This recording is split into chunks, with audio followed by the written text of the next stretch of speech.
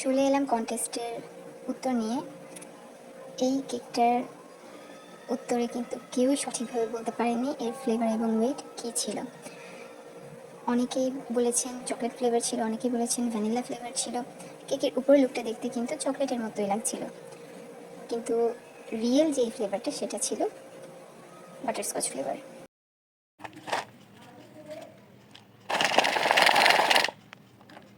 মাঝের এই লেয়ারটা এতটা ক্রাঞ্চি, শব্দ তো শুনতেই পেলেন।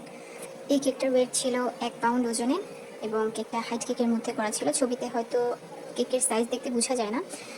এটা বেশ লম্বাটে ধরনের একটা কেক ছিল, সাইড থেকে ছোট ছিল। যেই কাস্টমার এটা নিয়েছেন ওনারা সবসময় আমার কাছ থেকে হাইট কেকটাই পছন্দ করেন, তাই ওনাদের প্রেফারেন্স অনুযায়ী আমি হাইট কেকই বানিয়ে দিয়েছি। আর ডিজাইনটা ছিল বোবা টি থিমে করা, এবং এই থিমের জন্য কিন্তু রেফারেন্স পিকচার অনুযায়ী কেকটা হাইটের মধ্যে ছিল। এটা খুব সম্ভবত আমার পেজে দেওয়া 3rd অথবা 4th কন্টেস্ট ছিল কেকের ফ্লেভার এবং ওয়েট গেস করার জন্য। একবারও কিন্তু কেউ সঠিক উত্তরটা দিতে পারেন না। আমি কি করব বলেন, আমি তো কন্টেস্টের পুরস্কারও রেখেছি যেন আপনারা একটা কিছু গিফট পান। সমস্যা নেই, আপনারা চেষ্টা করতে থাকেন, একদিন না একদিন আপনারা কেউ না কেউ গিফট পেয়েই যাবেন। আমি সামনে আরও এরকম ইন্টারেস্টিং কিছু কন্টেস্ট রাখবো এবং অবশ্যই গিফটও থাকবে। আমি ছোটোখাটো একজন বেকার ভাই, আমার সাধ্য তো এত বেশি নাই, তাই সাধ্যের মধ্যেই চেষ্টা করেছি ছোটোখাটো একটা গিফট দেওয়ার জন্য। এবার আপনারা অনেক ভালো রেসপন্স করেছেন। আগামীতে আমি চেষ্টা করবো একটু সহজ করে দিতে কন্টেস্টটা, যেন আপনারা সহজে উত্তরটা দিতে পারেন এবং গিফট জিতে নিতে পারেন। আপনাদের আগ্রহ দেখলে আসলে আমারও ভালো লাগে। এবারের কন্টেস্টটা বেস্ট ছিল, আপনাদের এত সাড়া পেয়েছি।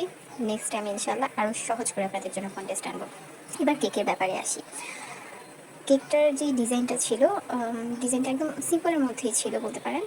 আর উপরের যে কালারটা, এটা আমি কালার দিয়ে করেছি, কোনো চকলেট ছিল না এটাতে, যেহেতু বাটারস্কচ ফ্লেভারের সাথে চকলেটটা দিলে ওটার রিয়েল ফ্লেভারটা নষ্ট হয়ে যাবে। তো উপরে যে একটা সাদা দেখতে পাচ্ছেন, ওইটা ছিল মডেলিং চকলেট দিয়ে করা। আমরা এখন আর ফন্ডেন্টে কাজ করি না, এটা হোয়াইট চকলেট দিয়ে বানানো হয়। ফন্ডেন্টের টেস্ট আসলে তেমন ভালো হয় না, আপনারা অনেক প্রাইস দিয়ে কিন্তু কিনতে হয় জিনিসটা। টেস্ট করে খেতে না পারলে আমার নিজের কাছেও খারাপ লাগে। আর ফন্ডেন্ট ফ্রিজে রাখার একটা ঝামেলা থাকে, ঘেমে যায়, ডিজাইন নষ্ট হয়ে যায়। মডেলিং চকলেটের ক্ষেত্রে কিন্তু এই ধরনের সমস্যাটা হয় না। আর এটা টেস্টের দিক দিয়েও অনেক বেটার, হোয়াইট চকলেটের মতো খেতে। ফন্ডেন্ট তো খাওয়াই যায় না বলতে গেলে। এই তো আমি ডিটেইলিংগুলো দিচ্ছিলাম, এগুলো বডিতে যেগুলো এঁকেছি এগুলো ছিল বোবা পার্ল। উপরের এই সাদা জিনিসটা আসলে কী ছিল আমি শিওর না, রেফারেন্স পিকচারে যেমন ছিল তেমনটাই দিয়েছি। খুব সম্ভবত এটা বোবাটির ফেনা বোঝাচ্ছে, যেহেতু উপরে একটু কোকো পাউডার ডাস্ট করা ছিল, তাই আমি এটাই ধারণা করলাম। এই তো আস্তে আস্তে আমার কেকের লুকটা প্রায় কমপ্লিট হয়ে এসেছে।